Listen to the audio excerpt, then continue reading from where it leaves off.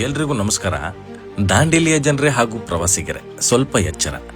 ನಿನ್ನೆ ಬೆಳ್ಳಂಬೆಳಗ್ಗೆ ಸುಮಾರು 4 ಗಂಟೆಯ ಸಮಯದಲ್ಲಿ ದಾಂಡೇಲಿಯ ಹಸನ್ಮಾಳದ ವೈಲ್ಡರ್ನೆಸ್ಟ್ ರೆಸಾರ್ಟ್ ಆವರಣದಲ್ಲಿ ಬ್ಲ್ಯಾಕ್ ಪ್ಯಾಂಥರ್ ಒಂದು ಜರ್ಮನ್ ಶೆಫರ್ಡ್ ನಾಯಿಯ ಮೇಲೆ ದಾಳಿ ಮಾಡಿರುವ ಘಟನೆ ಸಿಸಿ ಕ್ಯಾಮೆರಾದಲ್ಲಿ ಸೆರೆಯಾಗಿದೆ.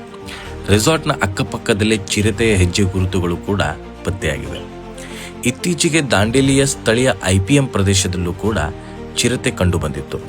ಇಂತಹ ಘಟನೆಗಳು ದಾಂಡೇಲಿಯ ಕಾಡಿನ ಸುತ್ತಮುತ್ತ ವನ್ಯಜೀವಿಗಳ ಚಲನವಲನ ಇರುವುದನ್ನು ಸೂಚಿಸುತ್ತವೆ. ಹಾಗಾಗಿ ಸ್ಥಳೀಯರೇ ರಾತ್ರಿ ಸಮಯದಲ್ಲಿ ಅನಾವಶ್ಯಕವಾಗಿ ಕಾಡಿನಂಚಿನ ಪ್ರದೇಶಗಳಲ್ಲಿ ಓಡಾಡುವುದನ್ನು ತಪ್ಪಿಸಿ.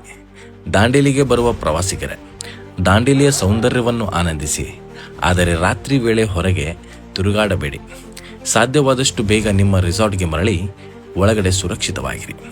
ಚಿರತೆ, ಬ್ಲ್ಯಾಕ್ ಪ್ಯಾಂಥರ್, ಕರಡಿ, ಮೊಸಳೆಯಂತಹ ವನ್ಯಜೀವಿಗಳು ಕಂಡುಬಂದರೆ ಹತ್ತಿರ ಹೋಗಬೇಡಿ, ಕೆಣಕಬೇಡಿ, ದೂರದಿಂದ ನೋಡಿ ಅನುಭವಿಸಿ. ಅರಣ್ಯ ಇಲಾಖೆ ಅಧಿಕಾರಿಗಳಿಗೆ ನನ್ನದೊಂದು ವಿನಂತಿ. ಈ ಪ್ರದೇಶದಲ್ಲಿ ತಕ್ಷಣ ಪರಿಶೀಲನೆ ನಡೆಸಿ ವನ್ಯಜೀವಿಗಳ ಚಲನವಲನದ ಮೇಲೆ ನಿಗಾ ಇಟ್ಟು ಸ್ಥಳೀಯರು ಹಾಗೂ ಪ್ರವಾಸಿಗರ ಸುರಕ್ಷತೆಗೆ ಅಗತ್ಯ ಕ್ರಮ ಕೈಗೊಳ್ಳಿ. ದಾಂಡೇಲಿ ವನ್ಯಜೀವಿಗಳ ಮನೆ, ಅವುಗಳನ್ನು ರಕ್ಷಿಸೋಣ, ನಮ್ಮನ್ನು ಕೂಡ ಸುರಕ್ಷಿತವಾಗಿರಿಸೋಣ.